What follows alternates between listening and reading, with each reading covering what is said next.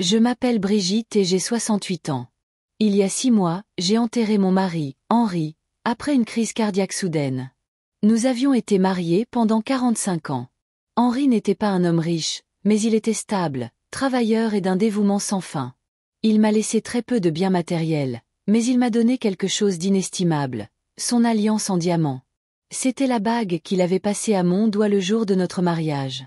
La bague qui symbolisait chaque promesse que nous avions tenue au fil des décennies. Cette bague était le seul trésor qu'il m'ait laissé. La seule chose qui me reliait encore à lui, chaque jour. Alors, quand j'ai réalisé que la bague avait disparu, mon cœur s'est serré. Je me suis tournée vers ma fille, Émilie, mon unique enfant, celle que j'avais portée, élevée et pour qui je m'étais sacrifiée. Elle se tenait dans ma cuisine, les bras croisés, un sourire narquois que je ne lui avais jamais vu auparavant dessiné sur ses lèvres. On avait besoin de l'argent pour notre grand jour, maman, a-t-elle dit. Son fiancé se tenait juste derrière elle, silencieux, mais la voix d'Émilie m'a transpercé plus vivement qu'un couteau. Ma fille, ma propre chair et mon propre sang, avait vendu l'alliance de son père pour financer son mariage de rêve. Je voulais crier. Je voulais la saisir par les épaules et lui faire retrouver la raison. Mais au lieu de cela, je suis restée là, figée, mes mains tremblantes agrippées au bord de l'évier. La cuisine sentait encore faiblement le mélange de café préféré d'Henri. Le souvenir de lui semblait vivant dans cette pièce. Et pourtant, ma fille me regardait comme si mon chagrin était un inconvénient, comme si je devais simplement passer à autre chose. « Émilie » ai-je murmuré, la gorge nouée. « Cette bague appartenait à ton père. C'était la seule chose qui me restait de lui. » Elle a haussé les épaules. « Tu es dramatique. Papa ne voudrait pas que tu t'accroches au passé. Nous devons penser à l'avenir. Mon avenir, mon mariage. C'est ce qui compte maintenant. » La cruauté désinvolte de ces paroles m'a blessé plus profondément que n'importe quelle insulte. Henri avait fait des doubles journées pour acheter cette bague quand nous commencions à peine notre vie. Je me souvenais de la façon dont il tenait ma main, la glissant à mon doigt en me promettant l'éternité. Et maintenant, cette promesse était entre les mains d'un étranger, vendu à mon insu, sans mon consentement et sans la moindre trace de honte. Je voulais croire que j'avais mal compris. Mais c'est alors que le téléphone a sonné. J'ai répondu d'une voix tremblante, et à l'autre bout du fil se trouvait un homme qui s'est présenté comme Monsieur Bernard, le bijoutier de la rue Nationale. Sa voix était prudente, délibérée, presque apologétique. « Madame, dit-il, vous devez entendre ce que nous avons trouvé à l'intérieur de l'écrin. » Pendant un instant, je n'ai pas pu respirer. La bague était partie, mais l'écrin, la petite boîte de velours qu'Henri avait toujours gardée dans le tiroir supérieur de sa commode, n'était pas vide. Monsieur Bernard a expliqué que lorsqu'ils l'avaient examiné, ils avaient découvert quelque chose de caché, quelque chose qui semblait intentionnel. Il m'a demandé de passer à la boutique. Mon cœur battait à tout rompre dans ma poitrine. La trahison a un goût, amer et métallique, comme des pièces de monnaie sur la langue. À cet instant, je l'ai goûté pleinement pour la première fois. Ma propre fille m'avait volé, et pourtant, d'une manière ou d'une autre, la présence d'Henri persistait, murmurant d'outre-tombe à travers cette mystérieuse boîte. Je suis restée dans ma cuisine à regarder Émilie, qui avait déjà sorti son téléphone, faisant défiler l'écran comme si de rien n'était. « Tu le regretteras », ai-je dit doucement. Pas comme une menace, mais comme une vérité, car au fond de moi, quelque chose avait changé.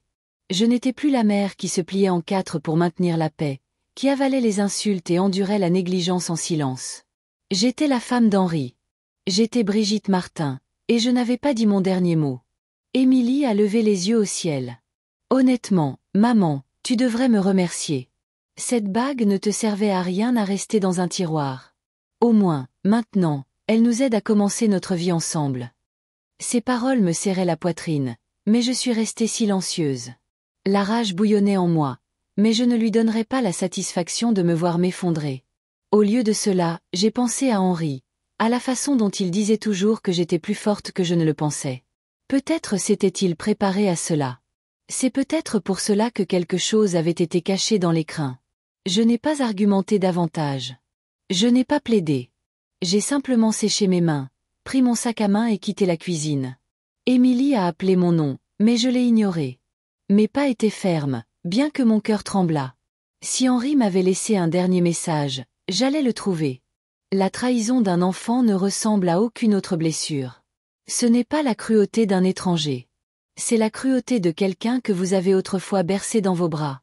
Mais la trahison a aussi une façon d'allumer un feu. Et alors que je conduisais vers la bijouterie, je savais une chose avec certitude. Ce n'était que le commencement. Le jour où j'ai quitté la bijouterie, j'ai conduit jusqu'à la maison en silence.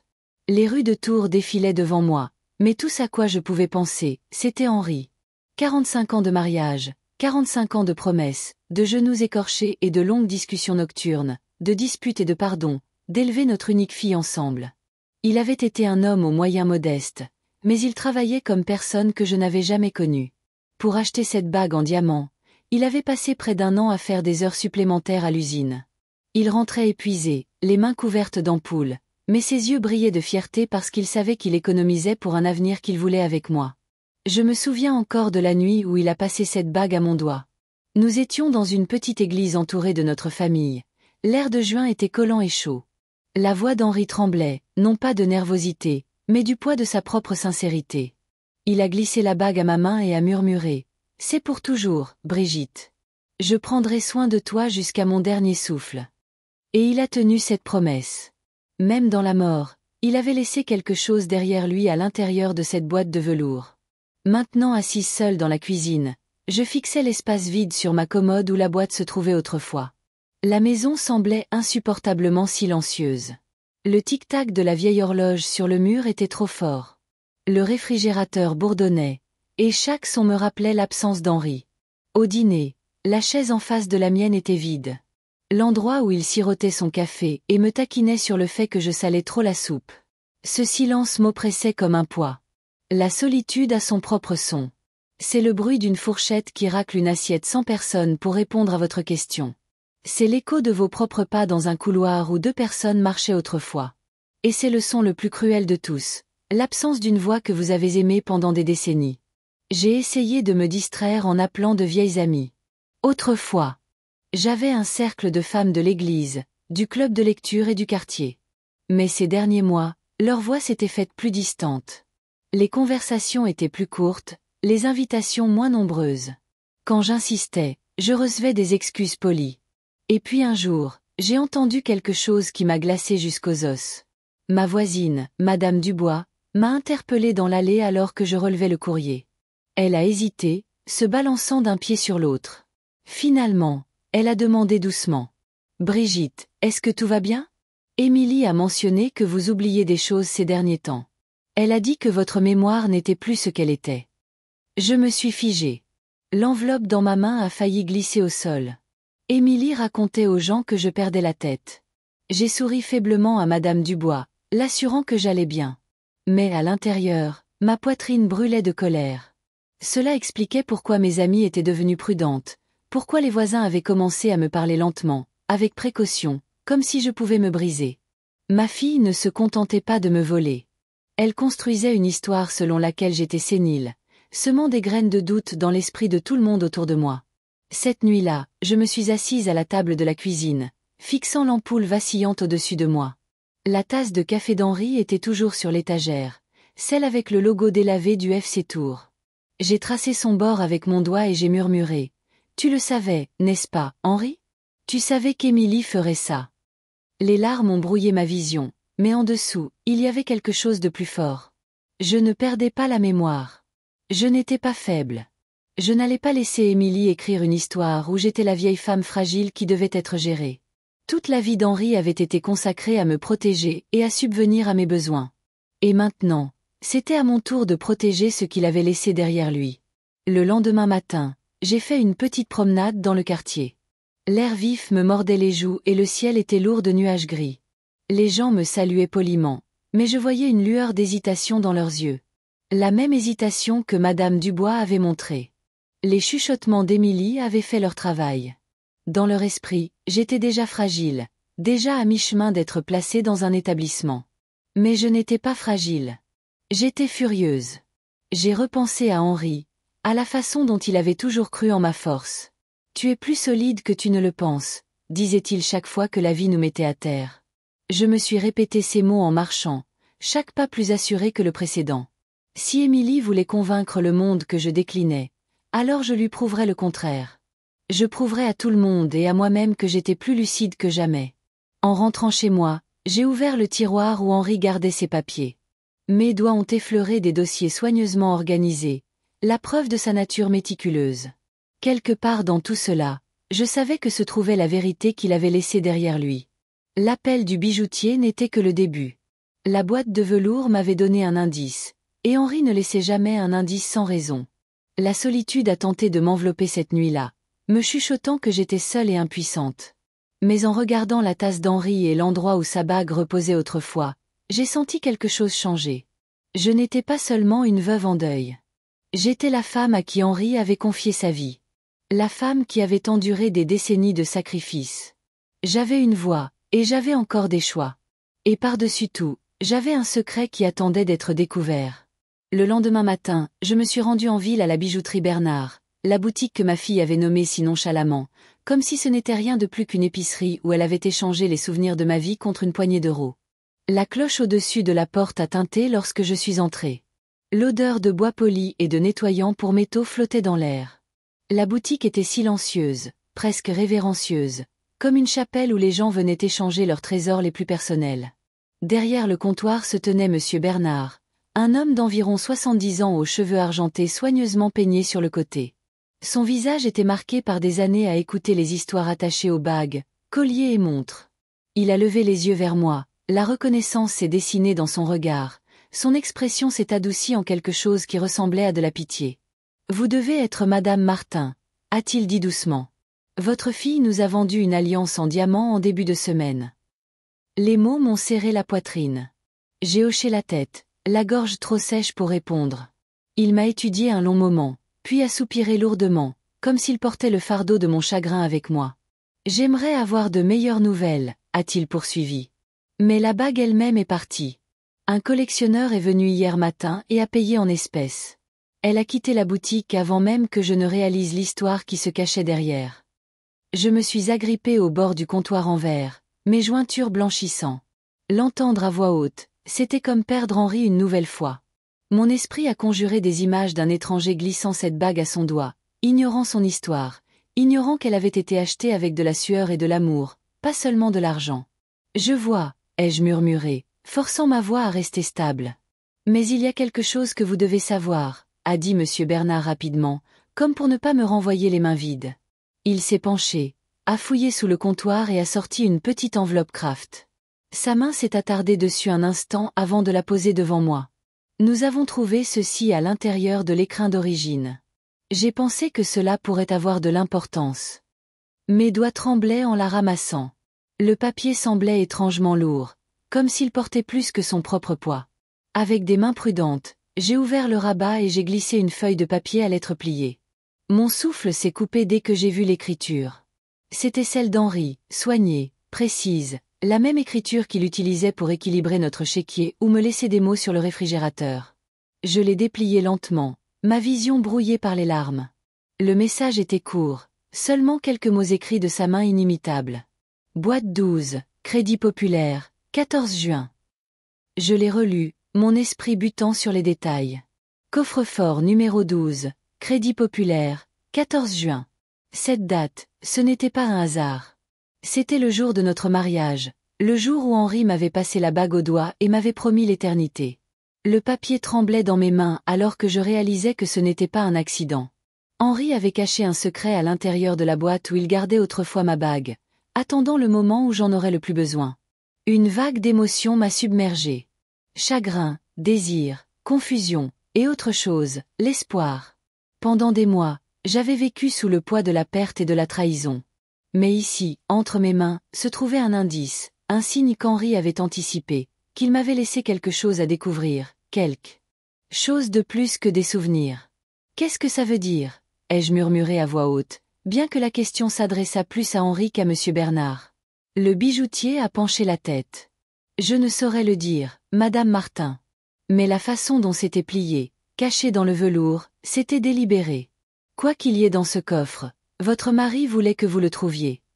J'ai pressé le papier contre ma poitrine. Mon cœur s'emballait, un mélange de peur et d'anticipation. Qu'est-ce qu'Henri avait bien pu conserver dans un coffre de banque pendant toutes ces années ? Pourquoi ne m'en avait-il jamais parlé ? J'ai repensé à notre mariage, aux disputes à propos de l'argent, à la façon dont il devenait parfois silencieux lorsque les factures arrivaient. J'avais toujours supposé que c'était le stress. Mais et s'il y avait eu quelque chose de plus? Et si Henri avait porté un secret, non par malveillance, mais par protection? Mes mains tremblaient en remettant l'enveloppe dans mon sac à main. Merci, ai-je dit doucement. Les yeux de Monsieur Bernard se sont attardés sur moi avec sympathie. Votre mari devait vous aimer beaucoup pour laisser un message comme celui-ci.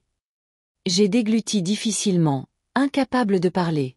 Amour était un mot trop faible pour ce qu'Henri m'avait donné. Même d'outre-tombe, il me guidait encore, me protégeait encore d'un monde devenu soudainement hostile.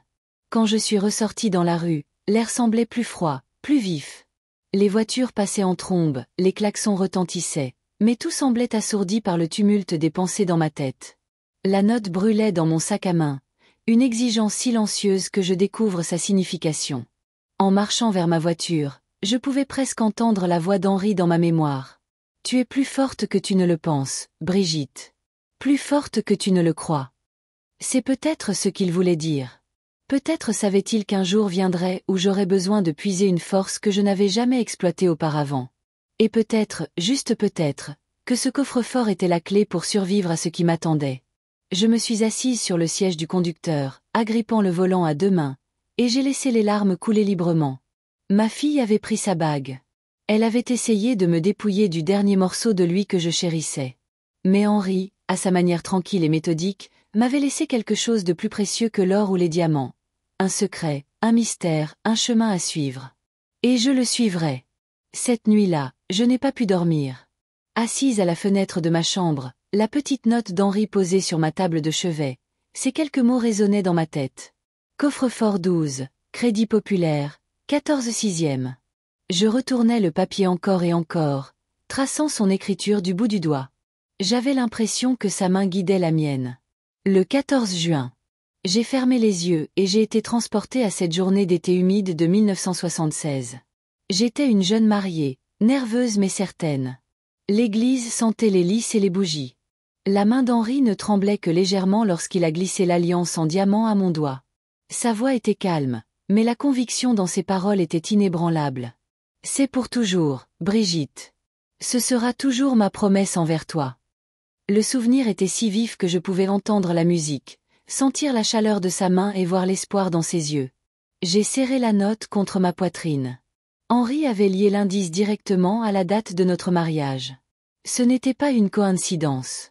Il savait que je comprendrais. Il avait toujours marqué ce jour de manière que seul moi remarquais. En l'écrivant dans les marges des calendriers, en le griffonnant sur des reçus, en le notant dans les coins de ses registres. Même lorsque nous nous disputions, même lorsque la vie semblait lourde, il trouvait de petites façons de me rappeler le 14 juin. Maintenant, je réalisais qu'il avait laissé des miettes de pain tout au long du chemin, tissant notre date dans ses papiers, comme pour m'entraîner à voir des motifs que d'autres ignoreraient. Cette pensée m'a rassurée. Je ne chassais pas des ombres. Je suivais une carte qu'Henri avait dessinée bien avant sa mort. Le lendemain matin, j'ai trouvé Émilie dans la cuisine en train de se verser un café. Elle m'a regardé avec agacement, comme si j'étais une invitée indésirable dans ma propre maison. Je lui ai dit calmement que je prévoyais de me rendre au Crédit Populaire plus tard dans la journée. Ses sourcils se sont haussés. Pourquoi faire? J'ai posé la note sur le comptoir, sans la lui tendre. Ton père m'a laissé quelque chose. Un coffre-fort. Je dois voir ce qu'il y a à l'intérieur. Le rire d'Émilie était strident, méprisant. Maman, tu devrais te reposer, pas courir après de vieux bouts de papier. Papa est parti. Tu ne fais que te torturer. J'ai redressé les épaules. Ton père voulait que je trouve ça. Je lui dois, et je me dois à moi-même, de mener cela à bien.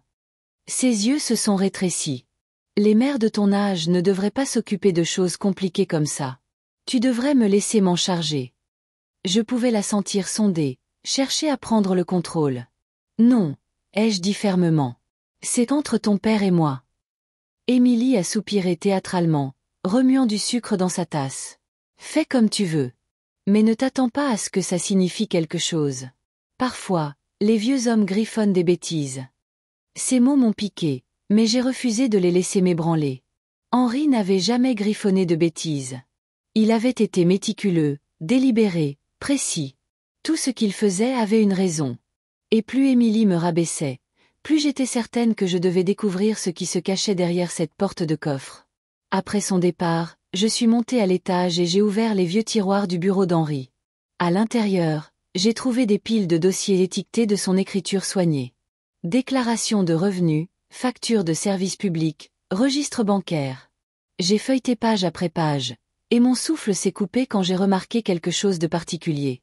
Dans le coin de plusieurs documents, police d'assurance, reçus, même des listes de courses, Henri avait écrit 14 sixième, parfois juste les chiffres, parfois avec nos initiales. Au début, j'avais pensé que c'était une habitude, une bizarrerie sentimentale. Mais maintenant, je le voyais différemment. Il avait intégré la date de notre mariage dans tout, comme un code secret. Je me suis rassise dans le fauteuil. Les papiers étaient étalés autour de moi. Mon cœur battait plus vite. Ce n'était pas une coïncidence. Henri avait construit un système, une piste que seul moi pouvais suivre. Il avait confiance que je le remarquerais parce qu'il me connaissait mieux que quiconque. Cette prise de conscience m'a donné de la force. Pendant des semaines, je m'étais sentie comme une victime, impuissante face à la cruauté d'Émilie, isolée par ses chuchotements selon lesquels je perdais la tête. Mais à ce moment-là, je savais que c'était faux. Henri avait vu cette tempête arriver. Il m'y avait préparé à sa manière tranquille et méthodique. Et maintenant, il était de ma responsabilité d'honorer cette préparation. J'ai plié la note avec soin, l'ai placée dans mon portefeuille et j'ai pris mon sac à main. La décision était prise. J'irai à la banque le lendemain. Quels que soient les secrets qu'Henri avait gardés cachés, j'étais prête à les affronter. Ce soir-là, alors que je mettais la table pour une personne, la solitude s'est de nouveau imposée. La chaise en face de la mienne restait vide, et je sentais la douleur de l'absence d'Henri comme une blessure ouverte. Mais cette fois, le silence était différent. Sous le chagrin, un courant de détermination vibrait. Pour la première fois depuis sa mort, je ressentais un but au-delà de la simple survie quotidienne. Je sentais Henri me guider. J'ai lavé la vaisselle lentement, regardant l'eau tourbillonner dans l'évier et j'ai murmuré à voix haute. Je découvrirai ce que tu voulais que je sache, Henri. Je te le promets.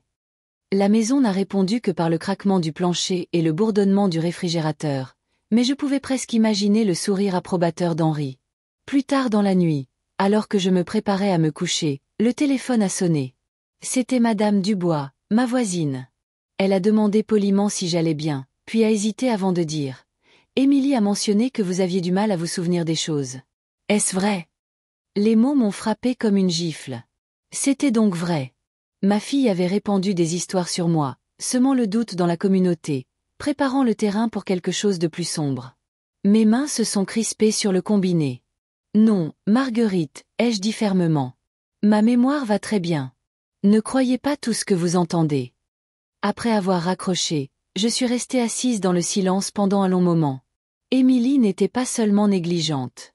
Elle était rusée. Elle essayait de me faire passer pour incompétente. Et cela signifiait que ce qu'Henri m'avait laissé n'était pas seulement sentimental. C'était une protection. J'ai éteint la lumière, me suis glissée dans le lit et j'ai serré la note une dernière fois avant de m'endormir. Demain, j'irai à la banque. Demain, l'enquête commencerait. Le lendemain matin, je me tenais dans le hall en marbre du Crédit Populaire, la note qu'Henri avait laissée serrée dans ma main. Les sols polis reflétaient la lumière des hautes fenêtres, et une faible odeur de cire se mêlait à celle du papier et de l'encre. Mon cœur battait la chamade alors que je m'approchais du guichet et tendais la note à la jeune employée. J'ai besoin d'accéder au coffre-fort numéro 12, ai-je dit, ma voix stable malgré mes peaux moites. L'employée a jeté un coup d'œil au papier, puis m'a regardé. Avez-vous une pièce d'identité, madame? J'ai fait glisser ma carte d'identité sur le comptoir. Elle l'a étudiée, a tapé quelque chose dans son ordinateur, et après un moment, a hoché la tête. Oui, madame Martin, vous êtes autorisée sur ce coffre. Veuillez me suivre. Mes genoux semblaient faibles alors qu'elle me conduisait à travers un long couloir et descendait un escalier jusqu'à la salle des coffres. La lourde porte a grincé en s'ouvrant, révélant des rangées de petites boîtes métalliques, chacune contenant les secrets et les héritages d'innombrables familles. Elle a montré le numéro 12. Prenez votre temps. Je vous laisse seule. Le lourd silence de la salle des coffres m'oppressait alors que je glissais la clé dans la serrure. Mes mains tremblaient, mais la clé a tourné sans accroc. Avec un léger déclic, la porte s'est ouverte et j'ai tiré le tiroir métallique. Il était plus lourd que je ne l'avais prévu. Je l'ai transporté dans la petite pièce privée que l'employé m'avait indiquée et l'ai posé sur la table. Pendant un instant, je l'ai simplement fixé. Ma respiration était courte, mon cœur s'emballait. Qu'est-ce qu'Henri avait caché ici, attendant que je le trouve? Finalement, j'ai soulevé le couvercle. À l'intérieur se trouvait un dossier soigneusement rangé et une petite clé USB noire posée dessus. Mes doigts ont effleuré le plastique froid et j'ai senti un frisson parcourir ma colonne vertébrale. J'ai ouvert le dossier en premier. Le document du dessus m'a noué la gorge. C'était une police d'assurance vie, la police d'assurance vie d'Henri, me désignant comme unique bénéficiaire. Le montant de la couverture était clair, 2 millions d'euros. Ma vision s'est brouillée de larmes. Henri avait travaillé toute sa vie pour subvenir à nos besoins. Et même dans la mort, il avait laissé un filet de sécurité assez grand pour assurer mon avenir. J'ai pressé le papier contre ma poitrine, des sanglots s'échappant avant que je ne puisse les retenir. Ce n'était pas pour l'argent. C'était pour ce que cela signifiait. Henri avait pensé à moi, planifié pour moi, m'avait protégé, même quand il savait que son temps pourrait être court. Pendant des mois, je m'étais senti abandonnée. Mais maintenant, je réalisais que je n'avais jamais été seule. Quand j'ai retrouvé mon calme, je me suis tournée vers le reste des documents. Ce que j'ai vu ensuite m'a tordu l'estomac. Il y avait des rapports, des transcriptions et des photographies, tous soigneusement étiquetés. L'en-tête de la première page disait « Rapport d'enquête privée ». Sujet « Émilie Martin ». Mes mains tremblaient en commençant à lire. Le rapport détaillait les dettes de jeu que ma fille avait accumulées sur des sites de paris en ligne. Des dizaines de milliers d'euros dus à des personnes dont je n'avais jamais entendu parler. Pire encore, il répertoriait des prêts contractés avec des informations douteuses, des prêts que son fiancé avait co-signés.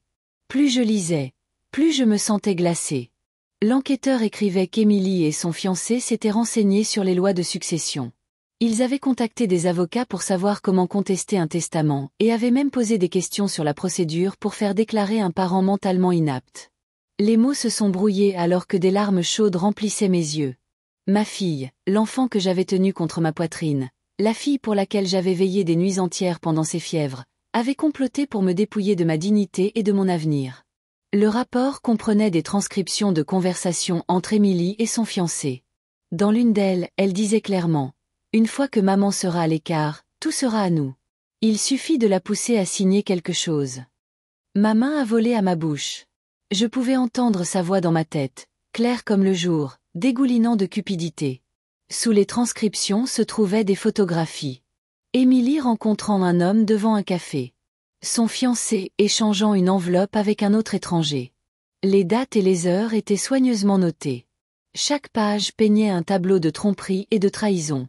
Enfin, je me suis tournée vers la dernière page. C'était une lettre écrite par Henri dans son écriture familière. « Brigitte, si tu lis ceci, c'est que le pire est arrivé. Je ne voulais pas t'accabler de soupçons de mon vivant, mais je ne pouvais pas ignorer ce que je voyais. Émilie a changé. Ses choix sont dangereux. J'ai demandé à un professionnel d'enquêter et voici les conclusions. Je sais que cela te brisera le cœur, mais je ne pouvais pas te laisser affronter cela sans protection. Tout ce dont tu as besoin est ici. Utilise-le. Ne laisse personne te prendre ce que nous avons construit ensemble. Tu es plus forte que tu ne le penses. Pour toujours, Henri. » Les mots se sont brouillés alors que je serrais la lettre, mes sanglots résonnant dans la petite pièce. Henri avait su. Il avait soupçonné les intentions de notre fille bien avant moi, et il avait porté le fardeau de cette connaissance en silence, me protégeant jusqu'à ce qu'il ne le puisse plus. J'ai pris la clé USB avec des mains tremblantes, la glissant dans mon sac à main. Je ne savais pas quel fichier elle contenait, mais j'étais certaine qu'elle détenait plus de preuves de ce qu'Henri avait découvert. Mon chagrin s'est transformé en quelque chose de nouveau, une détermination féroce. J'ai refermé le dossier, tout remis dans la boîte et les porté avec précaution à l'employé. Ma voix était stable quand j'ai dit « J'ai terminé. Merci ». De retour dans ma voiture, je me suis assise sur le siège du conducteur, agrippant le volant, mes larmes séchant sur mes joues. Ma fille m'avait trahi d'une manière que je n'aurais jamais pu imaginer, mais mon mari m'avait armée de la vérité. J'ai murmuré dans la voiture silencieuse « Merci, Henri. Je ne gaspillerai pas ce que tu m'as donné. Je ne les laisserai pas gagner. » Pour la première fois depuis des mois, mon chagrin semblait plus léger. Il avait été remplacé par quelque chose de bien plus puissant. La résolution. Quand je suis rentrée de la banque, j'ai posé le dossier sur le vieux bureau d'Henri et je suis restée assise à regarder la petite clé USB noire. Elle avait l'air si ordinaire. Pourtant je savais qu'elle pouvait contenir les réponses à des questions que je ne savais même pas comment poser. Mes mains tremblaient en l'insérant dans mon ordinateur portable. Pendant un instant, l'écran est resté vide, et j'ai presque espéré qu'elle ne fonctionnerait pas. Mais ensuite, un dossier s'est ouvert et à l'intérieur se trouvaient des dizaines de fichiers audio, chacun étiqueté avec des dates qui s'étalaient sur la dernière année de la vie d'Henri. J'ai cliqué sur le premier. Le son a grésillé. Puis une voix que je connaissais mieux que la mienne a rempli la pièce. C'était Émilie. Une fois que maman sera dans un établissement, nous aurons le contrôle. Tout ce dont nous avons besoin, c'est de sa signature sur les papiers du mandat de protection future. Après ça, la maison est pratiquement vendue. Ces paroles m'ont poignardé comme de la glace. Je me suis figée, le souffle coupé. Elle avait l'air si désinvolte, si confiante, comme si elle discutait de la météo, et non de la vie de sa propre mère. Puis j'ai entendu son fiancé. Son ton était suave, presque répété. Exactement. Elle n'a pas besoin de tout cet espace de toute façon. Le marché est bon.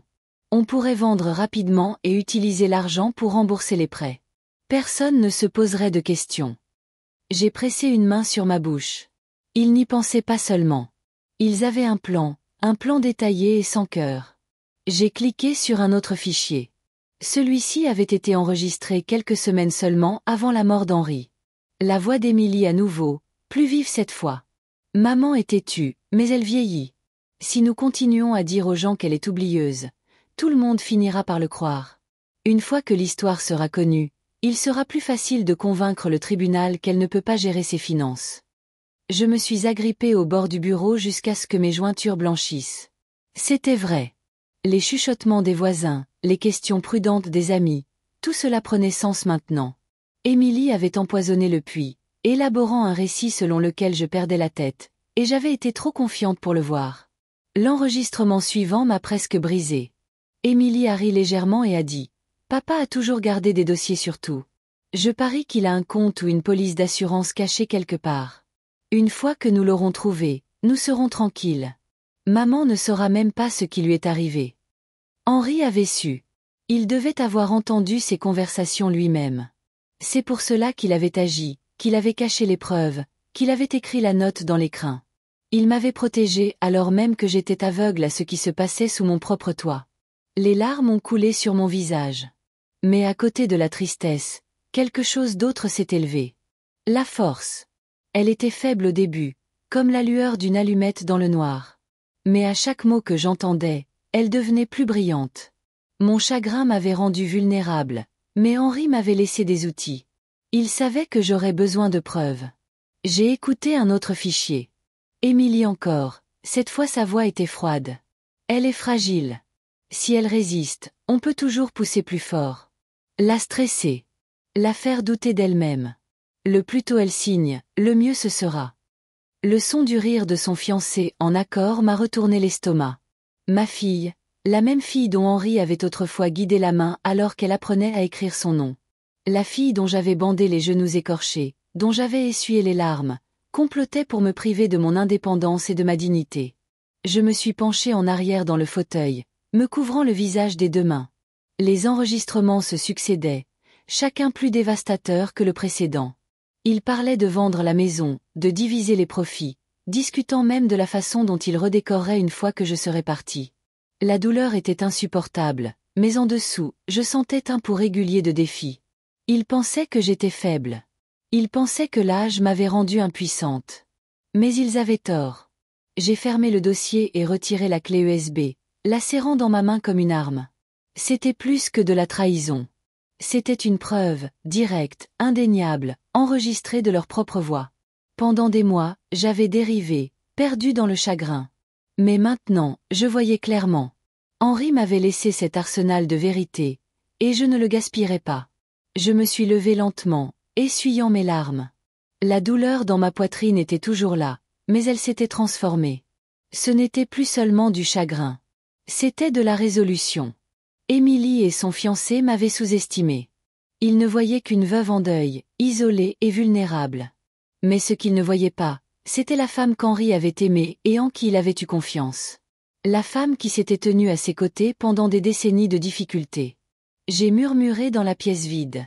Tu pensais pouvoir me faire taire, Émilie, mais la voix de ton père est plus forte que la tienne, et à travers lui, je retrouverai la mienne. J'ai soigneusement replacé la clé USB dans son étui, puis l'ai posée sur le bureau à côté de la tasse d'Henri. Mes larmes avaient séché, remplacées par quelque chose de vif et de clair. Les enregistrements n'étaient pas seulement la preuve de leur trahison. Ils étaient la clé de ma survie, les preuves dont j'avais besoin pour me défendre. En éteignant la lumière, j'ai aperçu mon reflet dans la fenêtre assombrie. Pour la première fois depuis des mois, je n'ai pas vu seulement une veuve en deuil. J'ai vu une combattante. 2 jours après avoir écouté les enregistrements, j'étais assise au bureau d'Henri, relisant les notes de l'enquêteur quand la sonnette a retenti. Les carillons aigus m'ont surprise, brisant le silence de la maison. À travers la fenêtre, j'ai vu 2 étrangers sur mon porche. L'une était une jeune femme en tailleur bleu marine portant une mallette en cuir, sa posture raide de confiance professionnelle. À côté d'elle se tenait un homme d'une trentaine d'années avec une tablette sous le bras. J'ai ouvert la porte avec prudence. La femme a souri, un sourire poli et répété. « Madame Martin ? Je suis Claire Lambert, avocate au cabinet Lambert et Associés. Voici mon associé, Daniel. » L'homme a fait un signe de tête polie. La voix de Claire s'est adoucie, comme si elle parlait à un enfant. « Nous sommes ici au nom de votre fille, Émilie. Elle s'inquiète pour votre bien-être. Elle a pensé qu'il serait utile que nous parlions de certaines options juridiques pour vous faciliter la vie. » Un frisson m'a parcouru, mais je me suis écartée et les ai laissés entrer. Ma cuisine avait toujours été un lieu de chaleur, mais maintenant elle me semblait envahie. Claire a posé sa mallette sur la table et l'a ouverte d'un déclic. Elle a fait glisser une pile de papier vers moi. Ces documents, a-t-elle expliqué doucement, accorderaient à Émilie un mandat de protection future. Ce n'est que temporaire, bien sûr, juste jusqu'à ce que vous vous sentiez de nouveau prête à gérer les choses vous-même. Elle s'occuperait de vos décisions financières, paierait les factures, s'assurerait que rien ne soit oublié. C'est vraiment juste un filet de sécurité. Son ton était gentil, presque apaisant, mais les mots portaient le même tranchant que j'avais entendu dans les enregistrements d'Émilie. Je me suis assise lentement, croisant les mains sur mes genoux. Donc, Émilie pense que je ne peux pas gérer mes propres affaires. Claire a hésité. Elle est simplement inquiète. Elle a mentionné que vous étiez sous beaucoup de stress depuis le décès de votre mari. Il est normal que les personnes de votre âge trouvent les questions financières accablantes. Les mots m'ont piqué, mais au lieu de réagir, je me suis penchée en arrière et l'ai étudié. J'avais appris quelque chose d'Henri. Le silence pouvait être puissant. Daniel s'est agité mal à l'aise, ses yeux passant de l'une à l'autre. Finalement, j'ai tendu la main sur le côté de la table et j'ai avancé le dossier qu'Henri m'avait laissé. Je l'ai ouvert et j'ai étalé plusieurs pages sur le bois, des photos d'Émilie avec son fiancé, des transcriptions de conversations et des relevés de dettes qui atteignaient 6 chiffres. Claire a cligné des yeux, son masque professionnel glissant un instant. Daniel s'est penché plus près, ses yeux s'écarquillant en parcourant les documents. Ceci, ai-je dit calmement, ne sont pas les actions d'une fille inquiète du bien-être de sa mère. Ce sont les actions de quelqu'un qui a désespérément besoin d'argent, quelqu'un prêt à manipuler la vérité. Claire s'est raclé la gorge, retrouvant son sang-froid. « Madame Martin, nous ne pouvons pas nous prononcer sur la validité de ces papiers. »« Vous n'avez pas à le faire, » ai-je interrompu fermement. « Parce que je le peux. Je sais exactement ce qu'il signifie. Il signifie qu'Émilie et son fiancé sont noyés sous les dettes. Il signifie qu'ils ont prévu de vendre ma maison une fois qu'ils contrôleront ma signature. Il signifie qu'ils ont murmuré des mensonges à mes voisins sur ma mémoire pour que les tribunaux croient que je suis inapte. » La pièce est tombée dans le silence. Le tic-tac de l'horloge de la cuisine était le seul son. Les yeux de Claire brillaient d'un malaise. Daniel s'est reculé dans sa chaise, visiblement mal à l'aise. J'ai rassemblé les documents en une pile soignée, puis les ai placés directement devant elle. « Dites ceci à ma fille, » ai-je dit d'un ton égal. « Son plan ne fonctionnera pas. Je ne signerai rien. Et si elle continue, j'ai plus qu'assez de preuves à présenter aux autorités compétentes. » Pendant un moment, aucun d'eux n'a parlé. L'expression confiante de Claire avait vacillé pour devenir quelque chose de fragile. Elle a forcé un sourire, mais il n'a pas atteint ses yeux. « Je comprends que vous ayez un avis tranché, Madame Martin. Peut-être pourrons-nous en reparler plus tard. Non, ai-je coupé, ma voix stable, plus forte que je ne l'avais sentie depuis des mois. Il n'y aura pas de plus tard. Cette conversation est terminée. Je me suis levée, et après une pause, ils se sont levés aussi. Claire a glissé les documents non signés dans sa mallette, ses doigts tâtonnant légèrement avec le fermoir. Daniel a évité mon regard complètement. À la porte, Claire s'est retournée une dernière fois, son ton sec. Nous ferons savoir à Émilie que vous avez refusé, mais s'il vous plaît, souvenez-vous, elle essaie seulement d'aider. Je l'ai regardé droit dans les yeux. L'aide ne ressemble pas à ça. Quand la porte s'est refermée derrière eux, j'ai expiré lentement, mes mains tremblant à cause de l'adrénaline.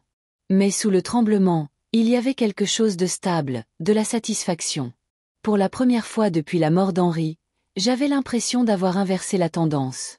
Émilie avait envoyé ses soldats dans ma maison, s'attendant à ce que je m'effondre. Au lieu de cela, je les avais accueillis avec des preuves qu'elle ne soupçonnait pas. Je suis retournée dans la cuisine et j'ai serré le dossier dans mes bras. Mes larmes sont venues, mais ce n'étaient pas seulement des larmes de chagrin. C'étaient des larmes de justification. Henri m'avait bien armé. Les enregistrements, les rapports, les documents, ils étaient mon bouclier. J'ai murmuré dans la pièce vide. Tu avais raison, Henri. Je suis plus forte que je ne le pensais. Pour la première fois depuis longtemps, j'ai ressenti quelque chose qui ressemblait à un triomphe. Calme, stable et inébranlable. Le genre de vengeance qui ne crie pas, mais qui se tient simplement droite, refusant de plier. Le matin après le départ des avocats, j'ai décidé de marcher jusqu'à l'épicerie. J'avais besoin de lait, mais plus que ça, j'avais besoin de me sentir à nouveau normal. Transporter le dossier d'Henri sous mon bras partout où j'allais était un rappel que ma vie était devenue un champ de bataille. Une simple course me semblait être un retour à la vie ordinaire, même si ce n'était que pour un instant. Le ciel était clair mais froid, et l'air portait la morsure vive du début du printemps. En poussant le chariot dans les allées, j'ai remarqué à quel point c'était silencieux. D'habitude, je croisais quelqu'un que je connaissais, une autre veuve de l'église, une vieille voisine, ou l'une des femmes de mon club de lecture. Mais cette fois, les visages familiers jetaient un coup d'œil dans ma direction puis regardaient rapidement ailleurs. J'ai aperçu Marguerite Dubois, qui avait été autrefois mon amie la plus proche dans le quartier. Nous partagions des recettes, nous nous asseyions sur mon porche avec du thé glacé et rions jusqu'au coucher du soleil. Quand elle m'a vu près du rayon des fruits et légumes, elle a tourné brusquement son chariot dans une autre allée sans même un bonjour. Ma poitrine s'est serrée. Je l'ai rattrapée près du rayon des produits laitiers. Marguerite, ai-je dit doucement. C'est moi. Ai-je fait quelque chose pour te contrarier? Elle a hésité, les yeux fuyant vers le sol. Brigitte, ce n'est pas ça. C'est juste que, eh bien, Émilie a mentionné que vous aviez des difficultés ces derniers temps, que vous oubliez des choses, que vous vous répétiez. Je ne voulais pas vous mettre dans l'embarras. Ces paroles m'ont coupé plus profondément que n'importe quel couteau. Ce n'est pas vrai, ai-je murmuré, mais elle m'a adressé un sourire étrange, le genre de sourire que les gens arborent quand ils essaient d'être polis, puis s'est excusée et s'est éloignée à la hâte. Je suis restée figée au milieu de l'allée, agrippant la poignée de mon chariot. Ça arrivait. Les chuchotements que j'avais soupçonnés n'étaient plus de simples soupçons. Émilie avait semé des mensonges sur moi avec soin, de manière stratégique, jusqu'à ce que même mes amis les plus proches doutent de mon esprit. Au moment où j'ai atteint la caisse, je pouvais sentir les regards. Le caissier, un jeune homme que je connaissais depuis qu'il était enfant, m'a parlé lentement, surarticulant chaque mot comme si j'étais malentendante. Quand je lui ai tendu ma carte, son regard s'est attardé juste assez longtemps pour que je réalise qu'il avait lui aussi entendu les rumeurs. En transportant les sacs jusqu'à ma voiture, j'ai senti le poids de l'isolement plus lourd que les provisions. Mon monde, autrefois rempli de sourires familiers, s'était réduit à la suspicion et à la pitié, et tout cela était orchestré par ma propre fille. De retour à la maison, j'ai posé les sacs sur le comptoir et je me suis assise lourdement dans le fauteuil d'Henri. Pendant un moment, j'ai laissé le désespoir m'envahir. Perdre Henri m'avait déjà vidé, et maintenant Émilie me dépouillait du peu de communauté qui me restait. Elle voulait que je sois seule, vulnérable, facile à manipuler. Mais alors que j'étais assise là, mes yeux sont tombés sur le dossier d'Henri, les piles soignées de preuves et la clé USB posée dessus. J'ai tendu la main et j'ai touché les papiers, et quelque chose s'est raffermi en moi. Henri avait su que cela arriverait. Il avait su que la cupidité de notre fille la transformerait en quelqu'un que je reconnaissais à peine. C'est pourquoi il s'était préparé. C'est pourquoi il m'avait laissé des preuves qu'aucune rumeur ne pouvait effacer. J'ai essuyé mes larmes et j'ai redressé le dos. Henri, ai-je murmuré, tu m'as donné tout ce dont j'ai besoin. Je n'aurai plus peur. Je me suis levée et j'ai rangé les courses dans le garde-manger, chaque pas plus ferme que le précédent. Si Émilie voulait me faire taire, elle serait déçue. Je ne m'effondrerais pas sous ses mensonges. J'avais la vérité de mon côté, et la vérité était plus forte que les commérages. Plus tard dans la soirée, j'ai reçu un appel d'une autre femme de l'église. Sa voix était prudente, hésitante. Brigitte, certains d'entre nous s'inquiètent. Émilie dit que vous oubliez des détails importants, que vous laissez même la cuisinière allumée. Est-ce que tout va bien? J'ai avalé la boule dans ma gorge. Tout va bien, ai-je dit fermement. Ma fille se trompe. Je suis parfaitement capable de prendre soin de moi. Quand j'ai raccroché, je suis restée assise longtemps en silence, écoutant le bourdonnement du réfrigérateur. Oui, Émilie avait réussi à m'isoler des gens que j'aimais. Oui, elle avait convaincu les autres de douter de moi, mais elle avait sous-estimé une chose. Je n'étais plus la femme qui pliait sous chaque tempête. J'étais la femme en qui Henri avait eu confiance pour continuer, la femme qu'il avait préparée avec chaque note soigneuse, chaque miette de pain menant à la vérité. J'ai jeté un coup d'œil au calendrier accroché au mur. Le 14 juin était encerclé de l'écriture d'Henri, audacieuse et délibérée. Cela m'a rappelé sa promesse à l'autel.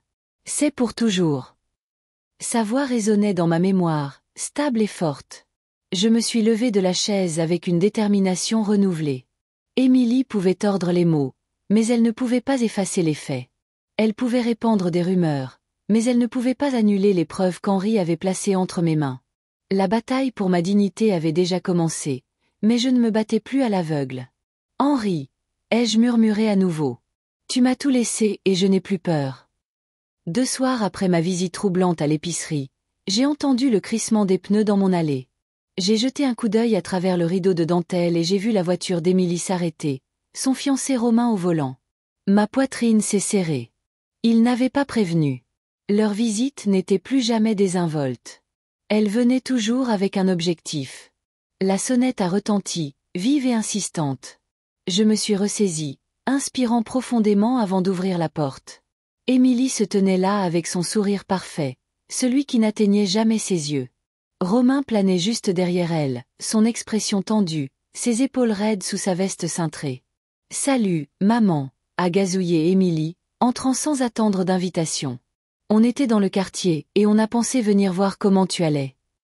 Son ton était léger, mais ses yeux ont rapidement balayé la pièce, scrutant le bureau où le dossier d'Henri se trouvait habituellement.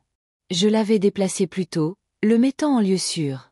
Romain a fermé la porte derrière lui et a offert un signe de tête qui ressemblait plus à une inspection qu'à une salutation. « Tout va bien ?» ai-je demandé calmement. Le sourire d'Émilie s'est élargi. « Bien sûr. On voulait juste voir comment tu tenais le coup. Tu as traversé tellement de choses. » Elle a épousseté une poussière invisible sur le dossier d'une chaise et s'est assise, croisant élégamment les jambes.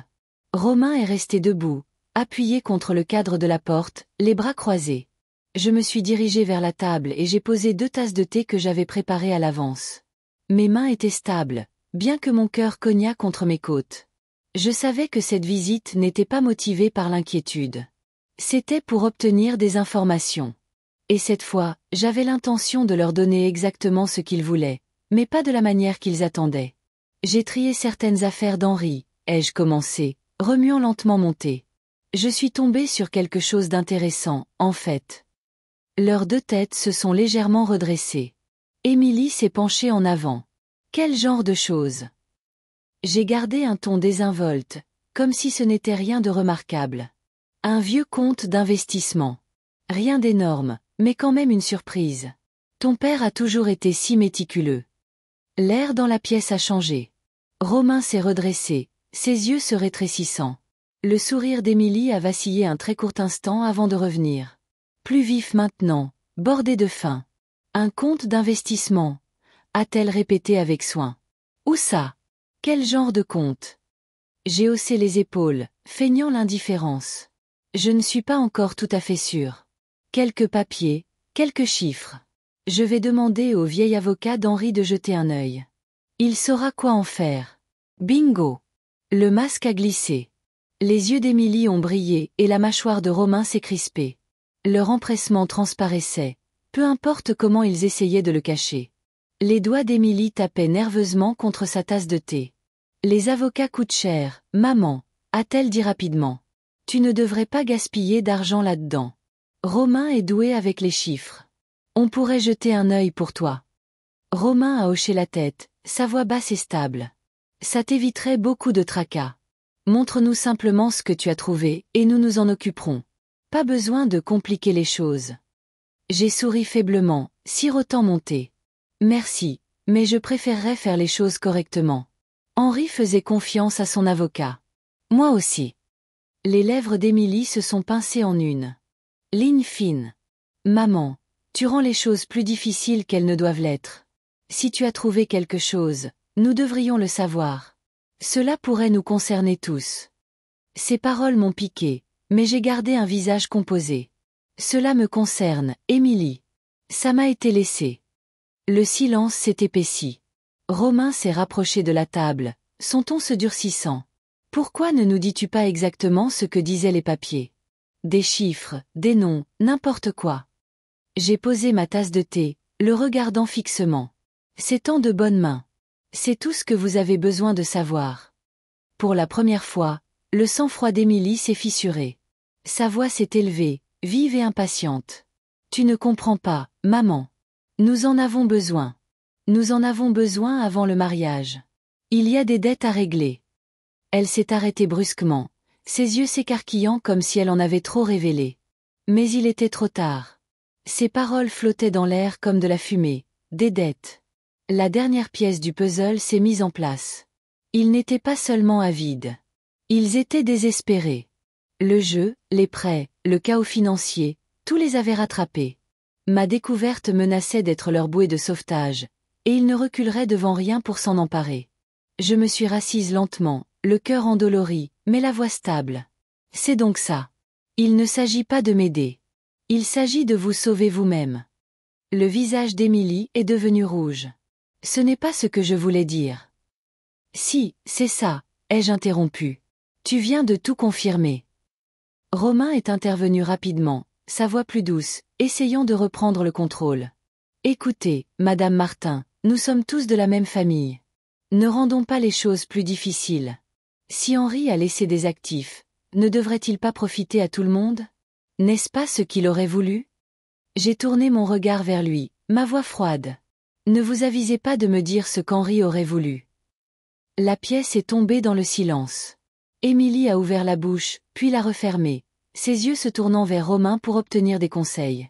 Il lui a fait un léger signe de tête, mais sa mâchoire était crispée par la frustration. Je me suis levée, ramassant les tasses de la table. Cette conversation est terminée. Je laisserai l'avocat d'Henri s'occuper de tout.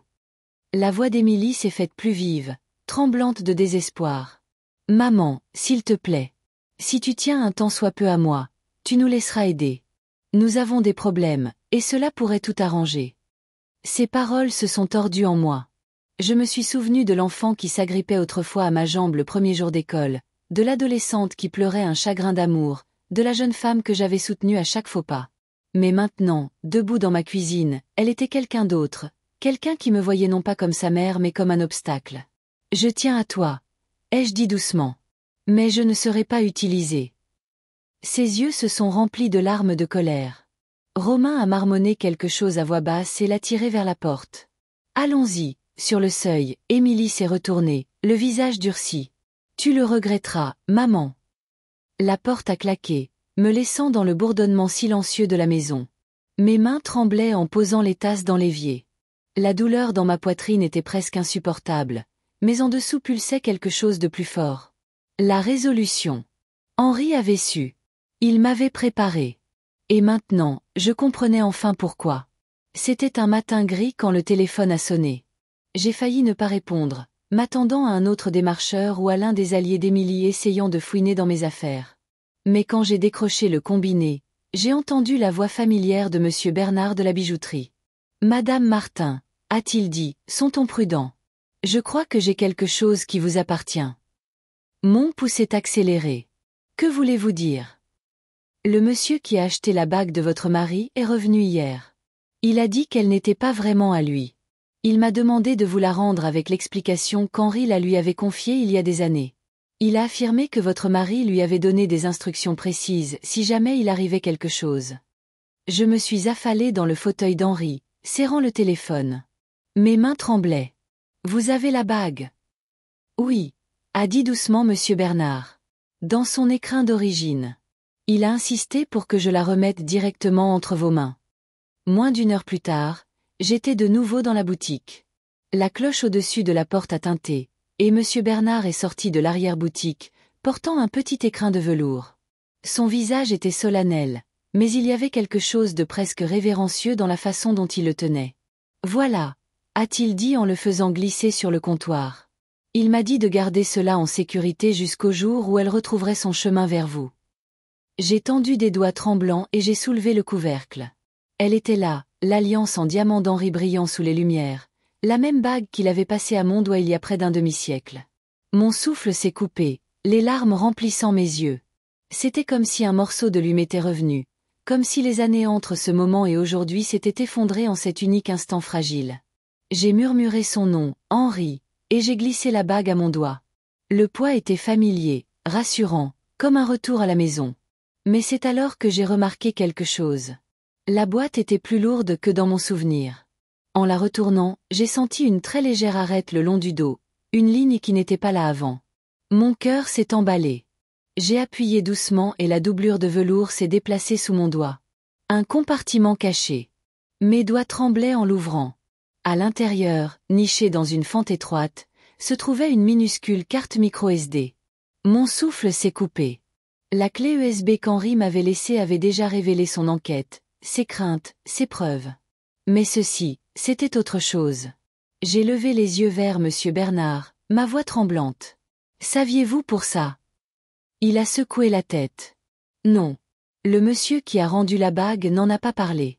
Il a simplement dit qu'Henri lui faisait confiance. Au-delà de ça, je ne peux rien dire. Serrant la boîte et la carte, je me suis dépêchée de rentrer chez moi, mon esprit en ébullition. Que pouvait bien m'avoir laissé Henri de plus? Ne m'en avait-il pas déjà montré assez? Mais au fond de moi, je connaissais Henri. Il n'était jamais négligent. S'il y avait un autre secret, c'était parce qu'il voulait que je le trouve, parce que c'était important. À la maison, j'ai inséré la carte dans mon ordinateur portable. Pendant un instant, l'écran est resté vide, et j'ai pensé que le temps avait peut-être effacé son contenu. Puis un dossier est apparu. Mes mains planaient au-dessus de la souris alors que je cliquais pour l'ouvrir. Des dizaines de fichiers, enregistrements audio, clips vidéo, documents numérisés. J'ai cliqué sur la première vidéo. L'écran a vacillé et le visage d'Henri est apparu. Il était assis à son bureau, l'air plus âgé, plus mince, comme si le poids de ce qu'il portait l'avait lourdement accablé. « Brigitte » a-t-il commencé, sa voix stable, bien que ses yeux trahissent l'épuisement. « Si tu as trouvé ceci, alors tu as découvert la vérité sur Émilie. Mais il y a plus que tu dois savoir. Ce que j'ai laissé dans le coffre de la banque n'était qu'une partie de l'histoire. Cette carte contient tout le reste. Chaque conversation que j'ai enregistrée dans cette maison. Chaque rendez-vous qu'Émilie a eu avec des avocats. Chaque tentative qu'elle a faite pour remettre en question ta compétence. J'ai construit cette archive pour que si jamais elle essayait de prendre ce qui est à toi, tu aurais des preuves assez solides pour faire taire chaque mensonge. Je me suis couvert la bouche de ma main alors que les larmes coulaient. Le regard d'Henri à travers l'écran était direct, presque urgent. « Je suis désolé, a-t-il continué, que notre fille soit devenue quelqu'un que nous ne reconnaissons plus. J'ai espéré jusqu'à la fin qu'elle changerait, mais l'espoir ne peut pas te protéger. Les preuves, si. Utilise-les, Brigitte. Protège-toi. Protège ce que nous avons construit. » La vidéo s'est terminée, et je suis restée assise dans un silence stupéfait. Mon corps tremblait, non seulement de chagrin, mais de l'ampleur de ce qu'Henri m'avait laissé. Il ne s'était pas contenté de me protéger. Il avait déjoué Émilie à chaque tournant. Il avait anticipé sa cruauté, sa manipulation, et avait créé un bouclier qu'aucun murmure, aucune rumeur, aucun avocat ne pouvait percer. J'ai cliqué sur un autre fichier. C'était un audio. La voix d'Émilie, vive et impatiente. Une fois qu'elle est déclarée inapte, c'est fini. On agira vite, on vendra la maison, on réglera les dettes. Elle ne s'en rendra même pas compte avant que ce soit terminé. Le son de Romain approuvant m'a soulevé le cœur. Mais au lieu de me briser, cela m'a endurci. C'était une preuve indéniable. Plus que des commérages, plus que des soupçons. C'était leur propre voix complotant ma chute. Je me suis rassise, la bague brillant à mon doigt. La carte micro SD encore chargée de son arsenal de vérité. Pour la première fois, j'ai senti la balance pencher entièrement en ma faveur. Émilie pensait m'avoir isolée, m'avoir dépeinte comme fragile, avoir convaincu le monde que je perdais pied. Mais Henri m'avait donné tout ce dont j'avais besoin pour inverser la tendance. J'ai murmuré dans le silence. Tu avais planifié chaque étape, n'est-ce pas, Henri? Même celle-ci. Tu savais que ce jour viendrait. Le chagrin dans ma poitrine brûlait, mais à côté de lui grandissait quelque chose de féroce et d'inébranlable. La force, la résolution, l'amour transformé en armure. Cette nuit-là, assise près de la fenêtre, regardant les lumières de ma rue tranquille, j'ai tourné la bague à mon doigt et j'ai senti la présence d'Henri comme s'il était à côté de moi. Il ne m'avait pas laissé seul. Il m'avait laissé préparer. Et maintenant, avec la bague revenue et la vérité entre mes mains, j'étais prête pour la tempête qui s'annonçait. Lorsque j'ai inséré la carte micro SD dans mon ordinateur portable une seconde fois, je savais que j'étais sur le point de plonger plus profondément dans le dernier acte de protection d'Henri. Les fichiers étaient soigneusement étiquetés par date, couvrant presque la dernière année de sa vie. Ma gorge s'est nouée en ouvrant la première vidéo. L'angle de la caméra d'Henri était stable, placé discrètement dans notre salon. Émilie était assise sur le canapé, sa voix vive de frustration. Il est têtu, Romain, mais une fois qu'elle sera dans une maison de retraite, ce sera fini. On obtient sa signature sur le mandat de protection future, on vend la maison et la dette disparaît.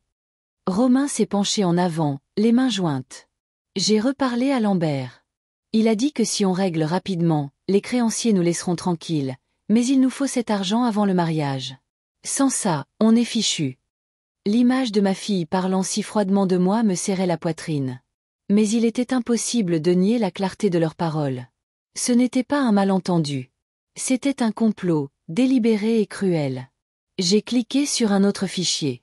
Cette fois, la caméra les a capturés dans ma cuisine. Ma cuisine, riant pendant que je dormais à l'étage. Émilie s'est versé un verre de vin, son ton moqueur. Elle ne remarque même pas la moitié du temps. On va juste continuer à dire à tout le monde qu'elle oublie des choses, et le temps qu'elle s'en rende compte, les papiers seront déjà signés. Romain a gloussé, lui déposant un baiser sur la tempe. On habitera dans cette maison d'ici l'été. Mes mains tremblaient en mettant la vidéo en pause. La trahison était insupportable, mais sous la douleur brûlait quelque chose de plus stable. La justification. Ils s'étaient révélés de leur propre voix, dans ma propre maison, enregistrée par la prévoyance d'Henri. J'ai ouvert un fichier audio daté de quelques semaines seulement avant la mort d'Henri. La voix de Romain était tendue d'anxiété. Si on ne paie pas le bookmaker ce mois-ci, il viendra me chercher. On a besoin de la maison de Brigitte, Émilie. C'est la seule issue. Émilie a soupiré, son ton exaspéré. Alors, pousse-la plus fort. Papa est parti. Elle est toute seule maintenant. Elle finira par céder. Bingo! Une preuve au-delà des rumeurs ou des soupçons. Leur désespoir était mis à nu, et Henri avait capté chaque mot. J'ai rassemblé le dossier, la clé USB et la carte micro SD dans une seule enveloppe. Ma prochaine étape était claire. Henri avait un jour mentionné avoir engagé un détective privé lorsqu'il était devenu méfiant. J'ai trouvé la carte de visite glissée à l'arrière du dossier. Thomas Chen, enquêteur agréé. Mes doigts ont composé le numéro avant que je ne puisse douter de moi-même. Le téléphone a sonné 2 fois, puis une voix masculine calme a répondu. Thomas Chen à l'appareil. C'est Brigitte Martin, ai-je dit doucement. La veuve d'Henri. Il a travaillé avec vous avant de décéder. Il y a eu une pause, puis une reconnaissance chaleureuse. Madame Martin, oui. Henri m'avait dit que vous pourriez appeler un jour. Avez-vous les documents qu'il vous a laissés? Oui, ai-je dit, ma voix plus stable que je ne l'aurais cru. Tout. Apportez-les à mon bureau, a-t-il répondu. Et Brigitte, ce que vous tenez n'est pas seulement sentimental, c'est une protection. Le lendemain matin, j'étais assise en face de lui dans un bureau élégant du centre-ville. Son costume sombre était impeccable, ses yeux vifs mais bienveillants. Je lui ai tendu l'enveloppe, mon cœur battant la chamade alors qu'il commençait à examiner les fichiers. Il a cliqué sur les enregistrements méthodiquement, sa mâchoire se crispant à chaque nouvelle révélation. Quand il a finalement levé les yeux, son expression était sombre mais certaine. « Madame Martin, c'est plus que suffisant. Ces enregistrements sont recevables. Ils sont horodatés, identifient clairement Émilie et son fiancé, et établissent l'intention de vous frauder. Aucun juge ne remettra en question votre compétence avec des preuves comme celle-ci. En fait, cela pourrait ouvrir la porte à des poursuites pénales, complot, fraude financière, voire abus de faiblesse. » Mon souffle s'est coupé. L'entendre dit à voix haute rendait le poids de la situation réelle. Donc, elle ne peut pas m'emmener au tribunal et prétendre que je suis inapte. Il a secoué la tête fermement. Pas avec ça. C'est un bouclier, Brigitte. Une forteresse. Henri devait savoir exactement ce qu'il faisait quand il a monté ce dossier. Il n'a pas seulement protégé vos finances. Il a protégé votre dignité. J'ai pressé une main sur ma poitrine, les larmes montant à mes yeux. Pendant des mois, je m'étais sentie dépouillée de tout. Mon mari, l'amour de ma fille, même ma réputation auprès des voisins. Mais ici, dans ces fichiers, se trouvait la preuve que je n'étais pas faible, pas délirante, pas seule. Monsieur Chen a fait glisser l'enveloppe sur le bureau. Gardez ces copies en lieu sûr. Je préparerai des duplicata et les soumettrai à mes contacts juridiques. Si Émilie ou son fiancé tentent quoi que ce soit, nous mettrons fin à leurs agissements avant qu'ils ne commencent. J'ai hoché la tête, agrippant l'enveloppe comme si ma vie en dépendait. Henri disait toujours que j'étais plus forte que je ne le savais. Il avait raison, n'est-ce pas? Un léger sourire a étiré ses lèvres. Il savait que vous auriez besoin qu'on vous le rappelle. C'est pour ça qu'il vous a laissé ça. En retournant à ma voiture, le bruit de la ville bourdonnait autour de moi. Mais à l'intérieur, je ressentais un calme étrange. La peur qui m'avait suivi pendant des mois commençait à se dissiper. Émilie pouvait répandre des rumeurs. Elle pouvait m'isoler. Elle pouvait même envoyer des avocats à ma porte. Mais elle ne pouvait pas effacer la vérité d'Henri. En démarrant le moteur, j'ai jeté un coup d'œil à la bague qui brillait maintenant à mon doigt. Sous son poids, je sentais la présence à la fois de l'amour et de la justice. Henri s'était battu pour moi, même en silence, et maintenant, je poursuivrais ce combat. Pour la première fois depuis longtemps, je croyais que je pouvais gagner. Le palais de justice sentait légèrement le papier et le vernis. Le genre d'odeur qui s'accroche aux endroits où les décisions façonnent des vies. J'ai franchi les lourdes portes doubles la tête haute, le dossier de preuve d'Henri solidement niché sous mon bras. Mes genoux tremblaient sous ma robe, mais j'ai continué d'avancer. Chaque pas résonnait contre le sol en marbre comme une déclaration silencieuse. Je n'ai pas peur. À l'intérieur de la salle d'audience, Émilie était assise à la table du demandeur, Romain à ses côtés. Son avocate, la même jeune femme qui était venue chez moi, brassait des papiers avec une confiance forcée. Émilie portait une robe noire, ses cheveux soigneusement coiffés, comme pour se présenter en fille belle et éplorée. Quand ses yeux ont croisé les miens à travers la pièce, elle m'a adressé un sourire crispé et répété. Le juge est entré, une femme sévère aux cheveux argentés tirés en un chignon.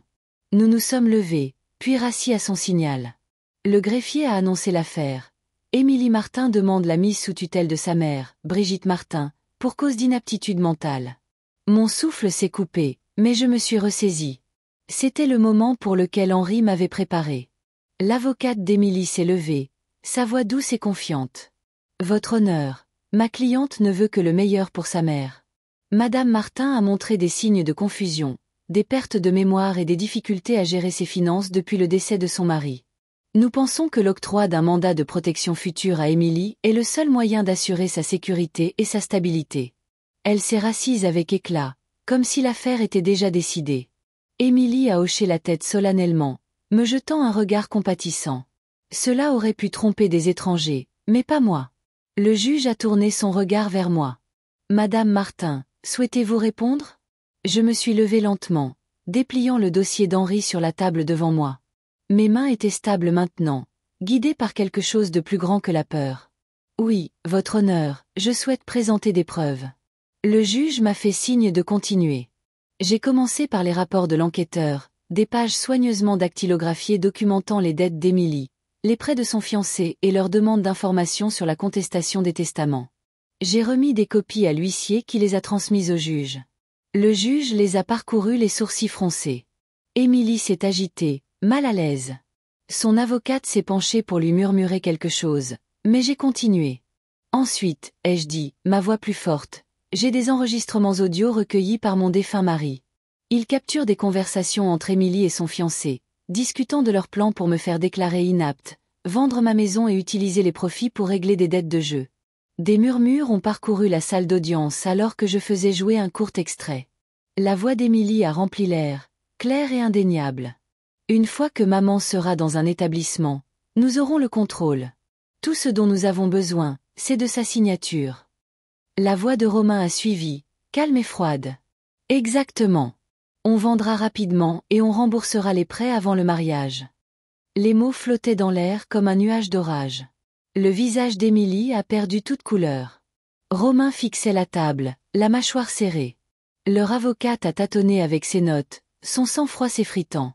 J'ai regardé directement le juge. Votre honneur, ce ne sont pas les paroles d'enfants soucieux du bien-être de leur mère. Ce sont les paroles de personnes complotant pour me dépouiller de ma dignité, de ma maison et de mon indépendance. Bingo! Le tournant. Le juge a haussé un sourcil, son expression grave. Avez-vous autre chose, Madame Martin? Oui, ai-je dit fermement. Des enregistrements vidéo. J'ai présenté les fichiers qu'Henri avait laissés sur la carte micro SD. L'un montrait Émilie dans ma cuisine, riant en disant « Elle ne remarque même pas la moitié du temps. Le temps qu'elle s'en rende compte, les papiers seront signés. » Le rire de Romain a suivi, résonnant dans la salle d'audience silencieuse. Le marteau du juge a frappé une fois. C'est assez. La salle était immobile. Tous les yeux se sont tournés vers Émilie, dont le visage était pâle et rigide. Son avocate a tenté de protester, mais le juge l'a réduite au silence d'un geste de la main. « Mademoiselle Martin », a dit froidement le juge, « ces preuves sont accablantes. Non seulement elles ne prouvent pas l'inaptitude de votre mère, mais elles suggèrent fortement la fraude, la manipulation et l'intention de l'exploiter. Ce tribunal n'accordera pas votre demande. En fait, j'ordonne que ces pièces soient transmises au bureau du procureur de la République pour une enquête plus approfondie. » Les mots sont tombés comme un coup de marteau. Final et inébranlable. La bouche d'Émilie s'est ouverte, mais aucun mot n'est sorti. Les épaules de Romain se sont affaissées. Son masque de confiance s'est brisé. Leur avocate a balbutié des excuses à propos de malentendus, mais le regard du juge l'a fait taire. Je suis restée assise tranquillement, le cœur battant, mais extérieurement calme. Ce n'était pas une victoire de cris ou de colère. C'était la justice rendue par la patience, la préparation et la prévoyance d'Henri. Le juge m'a regardé directement. « Madame Martin, vous êtes clairement compétente et capable de gérer vos affaires. Ce tribunal vous félicite pour votre sang-froid et la rigueur de votre présentation. » Les larmes ont rempli mes yeux, mais j'ai gardé la tête haute. « Merci, votre honneur. » Lorsque la séance s'est terminée, j'ai rassemblé mon dossier et j'ai glissé dans ma paume la bague qu'Henri m'avait donnée. Je suis passée devant Émilie sans un mot. Elle m'a regardé avec un mélange de rage et de honte, sa façade soigneusement construite s'effondrant. Dehors, le soleil a percé les nuages, réchauffant mon visage. Pour la première fois depuis des mois, je me sentais vraiment libre. Non pas parce qu'Émilie avait été vaincue, mais parce que je m'étais prouvé à moi-même et au monde que je n'étais pas impuissante. La vengeance silencieuse d'Henri était devenue la mienne aussi. Nous avions gagné, non avec fureur, mais avec la vérité. En descendant les marches du palais de justice, j'ai murmuré « On l'a fait, Henri.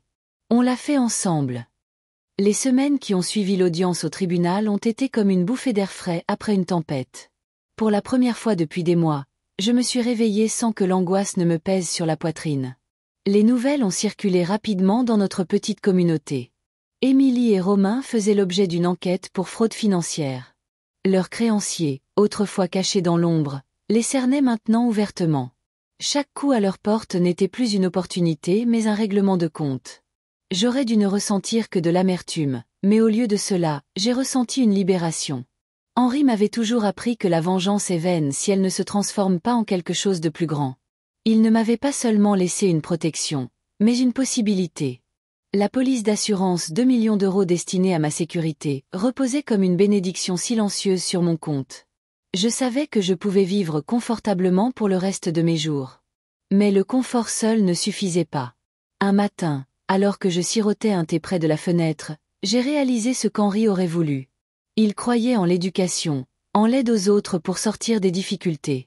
C'est pourquoi il faisait des heures supplémentaires quand Émilie était jeune. Pourquoi il économisait des centimes même quand nous avions peu de choses. Mes mains tremblaient légèrement lorsque j'ai appelé la fondation de l'université locale. À la fin de la semaine, les papiers étaient signés. La bourse d'études Henri et Brigitte Martin, dédiée à aider les étudiants de première génération qui, comme nous autrefois, avaient des rêves plus grands que leur compte en banque. Le jour de la cérémonie d'inauguration est arrivé. Je portais une robe bleu marine qu'Henri avait toujours aimée, avec la broche en perles qu'il m'avait offerte pour notre 30e anniversaire. Debout à côté de la plaque gravée, j'ai senti sa présence, stable et rassurante. Les lettres en laiton brillaient, bourse d'études Henri et Brigitte Martin, parce que chaque rêve mérite une chance. Les larmes me piquaient les yeux alors que je murmurais « Henri, tu as toujours pensé à mon avenir. Et maintenant, je choisis de transformer ton amour en un héritage. » La vie a commencé à s'installer dans de nouveaux rythmes. Je suis retournée au déjeuner de l'église, aux réunions du club de lecture et aux rassemblements de quartier. Au début, les gens étaient prudents, mais ensuite les excuses sont venues, hésitantes mais sincères. Marguerite Dubois m'a pris la main un après-midi devant la bibliothèque. « Brigitte, je suis tellement désolée. J'ai cru ce qu'Émilie disait sur ta mémoire. J'aurais dû te faire confiance. » J'ai serré sa main doucement. Nous voulons tous croire le meilleur de nos enfants. Je ne t'en veux pas. Ses yeux se sont remplis de soulagement, et j'ai senti le pont entre nous commencer à se reconstruire. Lentement, l'isolement qu'Émilie avait construit autour de moi s'est dissous, remplacé par une communauté prête à voir la vérité. Mais le moment le plus inattendu est arrivé un soir tranquille. La sonnette a retenti alors que je préparais le dîner. Quand j'ai ouvert la porte, une jeune femme se tenait là, serrant nerveusement son sac à main. Elle ne pouvait pas avoir plus de 20 ans. Ses yeux étaient ceux d'Émilie, mais plus doux, remplis d'hésitation plutôt que de calcul. « Mamie » a-t-elle murmuré. C'était Mélissa, la fille d'Émilie de son premier mariage. Je ne l'avais pas vue depuis des années, pas depuis qu'Émilie s'était éloignée et avait coupé le contact. Je me suis écartée rapidement. « Mélissa, entre, ma chérie. » Elle s'est assise à la table de la cuisine, se tordant les mains. « Je sais ce que maman a fait. Tout le monde en parle.